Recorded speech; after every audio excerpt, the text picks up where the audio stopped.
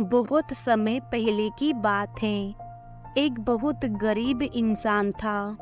उसके साथ उसकी पत्नी और दो छोटे छोटे बच्चे भी थे।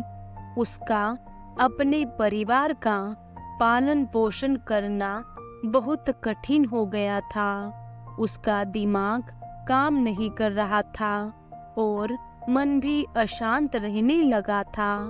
तभी उसने अपना घर छोड़ने का फैसला लिया। एक रात जब उसकी पत्नी और दोनों बच्चे सो रहे थे तो वो चुपचाप घर से चला गया। रात में बिना किसी मंजिल के वो आदमी चलता रहा। तभी अचानक उसने देखा कि एक नदी किनारे भगवान बुद्ध अपने शिष्यों के साथ बैठे हैं। उसी वक्त उसने निर्णय लिया कि वह अब सन्यासी हो जाएगा और भगवान बुद्ध का शिष्य बनकर यही रहेगा।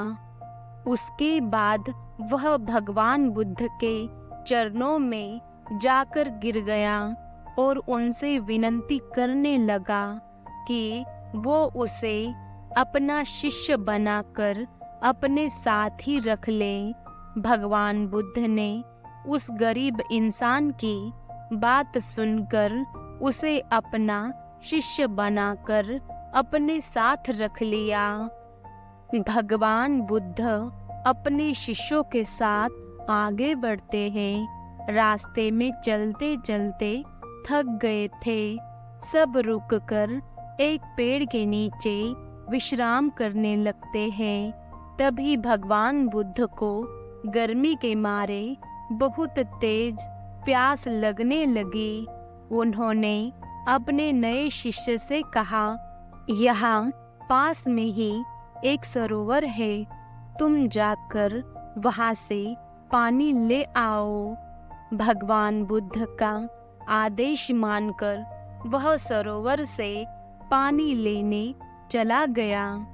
जब वह सरोवर के पास पहुंचा तो उसने देखा कि कुछ जंगली जानवर सरोवर में उधम मचा रहे हैं। जैसे ही वह सरोवर के और पास गया, सारे जानवर वहां से भाग जाते हैं, लेकिन सरोवर में कीचड़, सड़े गले पत्ते ऊपर तैर रहे थे, जिसके कारण उसका मन नहीं मान रहा था। उसने सोचा, इतना गंदा पानी भगवान बुद्ध पिएंगे कैसे?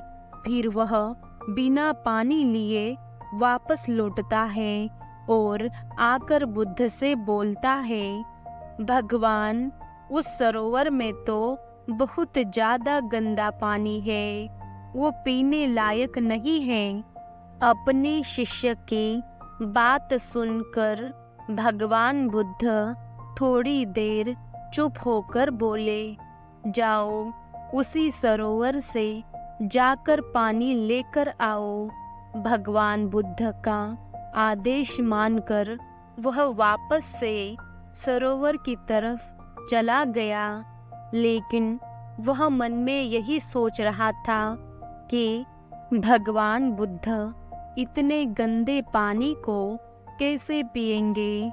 जैसे ही वह सरोवर के पास गया, वह ये देखकर चौंक गया कि सरोवर का पानी एकदम निर्मल और स्वच्छ हो गया है और अपने स्वभाव में बह रहा है। उसने पानी लिया और भगवान बुद्ध के पास आते ही उनसे प्रश्न करता है, भगवान, थोड़ी ही देर में सरोवर का मैला पानी इतना साफ कैसे हो गया? फिर बुद्ध ने उसे समझाते हुए कहा, जब जानवर पानी में उधम मचाए हुए थे तब सरोवर का कीचड़ उभर आया था, लेकिन कुछ देर शांत रहने पर कीचड़ फिर से नीचे बैठ गया और पानी पहले जैसे फिर से निर्मल और स्वच्छ हो गया। ठीक इसी तरह से हमारे मन की स्थिति भी ऐसी ही होती है। जीवन की कठिनाइयों और भागदौड़ हमारे मन में उथल पुथल पैदा कर देती है, जिसके कारण हम बिना सोचे समझे गलत निर्णय ले लेते हैं।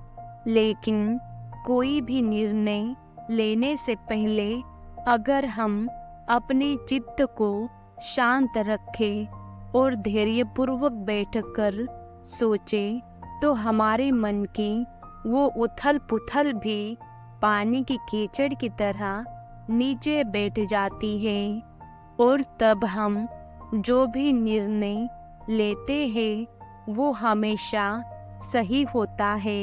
इसीलिए बुरे समय में इंसान को अपना धीरज नहीं खोना चाहिए।